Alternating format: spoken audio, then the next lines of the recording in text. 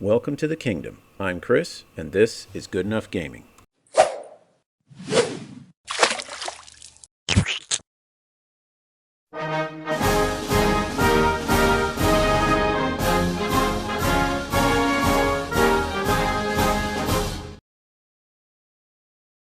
Howdy folks, and welcome to this painting video where I'm going to be painting one of the first models for my new Alien Hives army.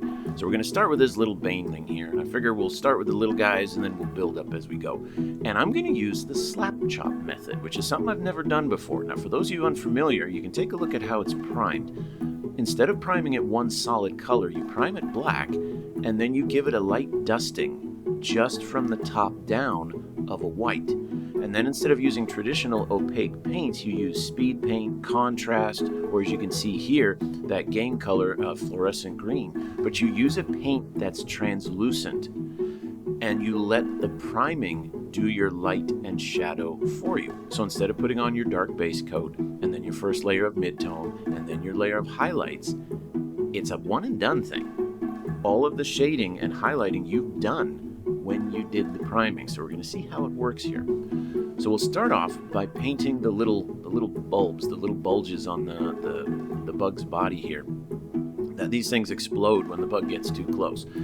So just after putting the first couple paint strokes on, I looked at it and I thought, this is actually going to work. I was doubtful. I figured it was too easy, but as I started putting on a coat of this fluorescent green, it looked exactly as I wanted it to. And for those of you who paint any kind of Star Wars minis, these fluorescents over a bright white work fantastic for lightsabers. So I finished putting on the first coat here, and I was really pleased with it.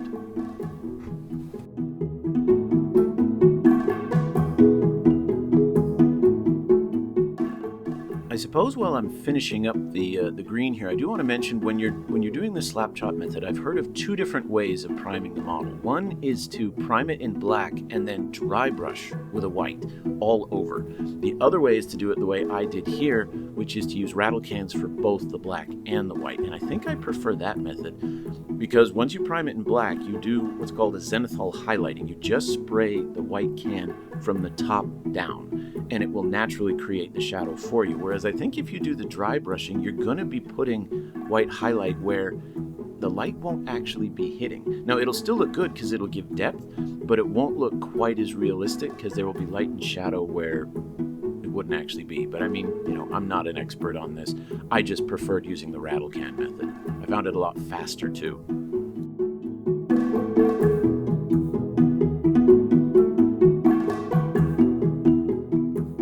Now, painting with the slapchop method did make me do things a little bit backwards. Normally, I would have started with this darker brown to do the carapace and the body of the insect. But because you can't layer a contrast over a contrast, or at least I don't think you can layer it very well. And specifically, I wouldn't be able to paint that fluorescent green over top of a brown. I had to do it a bit backwards.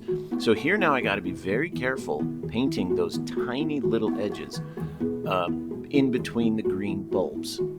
If I had done this with opaque paints, what I would have done is painted the whole body brown and then gone back, painted the bulbs white, and then layered up the fluorescent green. But then you can't do the slapchop. Then you're covering up that fading that you get from the priming. So I had to do this a bit backwards. So the speed that I gained in that first step, I kind of lost it a bit here, having to very, very carefully paint in between all of those green. And you can see there I make a couple of mistakes. Now, the nice thing about the speed paint and the contrast is because it's very, very liquid, very thin, that if you do make a mistake, if you can quickly get some water on your brush, you can usually clean it up, but you also have to be careful that you don't accidentally wash away some of the stuff you want to keep. So this was a bit of a learning curve for me, but I gotta say, this entire bug from start to finish took a fraction of the time than if I would have painted it the way that I normally paint my models. Now, I think it works here because this model doesn't have a lot of really finicky details, and it only has a couple basic colors, and it's a fairly small model. It's fairly simple. So in this case, I think the speed paint worked really well, and it enabled me to breeze through a unit of about 10 of these in the time it would probably take to paint 1 or 2 the old-fashioned way. Now you can see here I make a bit of a mistake and I get some of that brown on the fluorescent green, but I quickly got my brush wet and just gently painted over and over and over, and you can see I got most of it to come off. You just have to be careful if the brush is too wet and a drop falls onto the places where I want the brown, it'll wash all that away too. So it's a bit of a trade-off. There is some speed that you gain in some areas, but then you lose it in others. But on the whole, at this point, I was really surprised. I was excited to see how fast I could get through this model and how detailed, how good the final product would look.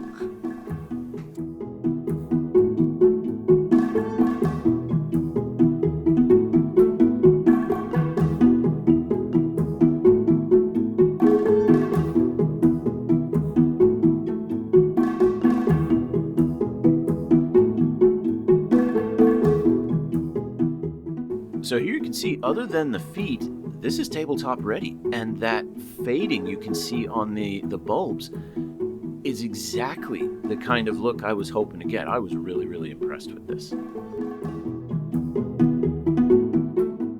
Okay, well, maybe it's my OCD, maybe it's just force of habit, but I wasn't totally happy with the light and shading from just the speed paint. So I did grab a couple of my opaque paints, and I'm going to touch up the carapace a little. I'm not going to touch the green. The green came out exactly as I hoped it would. But the rest of the insect, it just seemed a little bit too basic for me. Now, it would work as a tabletop standard, but I wanted it a little bit higher. So I got a lighter brown and just kind of touched up the raised edges here. Not the whole thing. I let the speed paint act as my base coat, and it filled in all the nooks and crannies and created a little bit of highlight in some areas, but I still wanted more color, not just shade of the same color.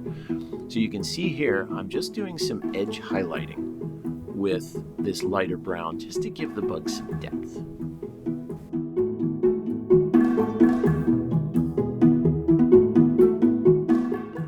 Now, once I was finished with that first highlight, it was not that noticeable, especially once the paint dried. So I grabbed this scrag brown, a much lighter, brighter brown, and did an even smaller layer of highlight on top. So I guess I'm still going back to my 3 layers of highlighting, but I will still say that speed paint was a really cool, really good base coat. And as you can see here, once I start putting this lighter brown, now I'm starting to get the effect that I wanted. A lot more depth. The carapace on the Baneling here looks a lot bumpier. It looks a lot more, there's ridges, there's crevices. It looks a little more detailed, and I liked it that way.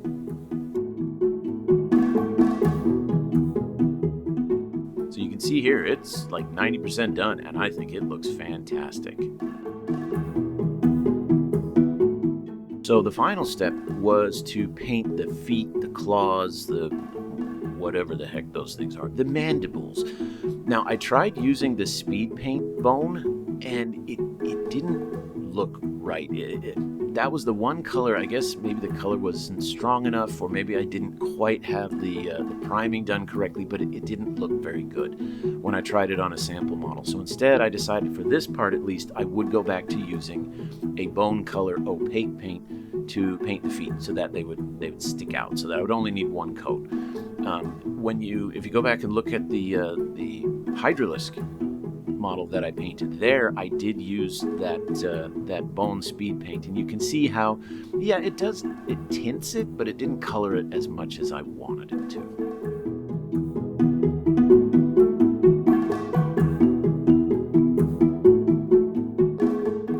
And so there it is. The whole thing's finished.